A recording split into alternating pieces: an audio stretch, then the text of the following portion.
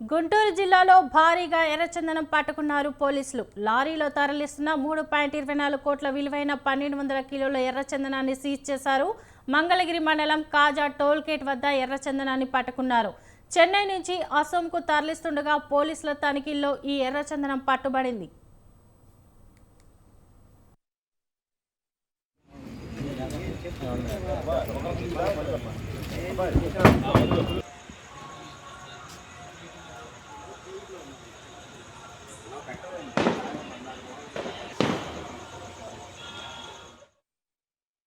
లారీలో A4 size paper bundles మధ్యలో ఎర్రచందనం దుంగలు పెట్టుకుని అక్రమంగా రవాణా చేస్తున్నట్లు పోలీసులు గుర్తించారు. అక్రమంగా తరలిస్తున్న ఎర్రచందనం దుంగలను స్వాధీనం చేసుకున్నారు. మంగళగిరి గ్రామీణ పోలీసులు లారీని సీజ్ చేశారు. డ్రైవర్ పరారయ్యాడు.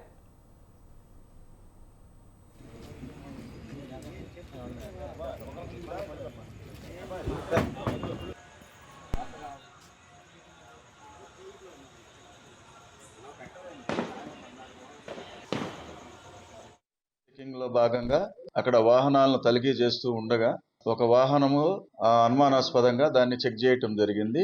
ఆ టైంలో ఆ వాహనంలో మొత్తం కూడా పేపర్ బండిల్స్ ఏదైతే A4 సైజు పేపర్ బండిల్స్ మొత్తం లోడ్ చేయబడి ఉన్నాయి.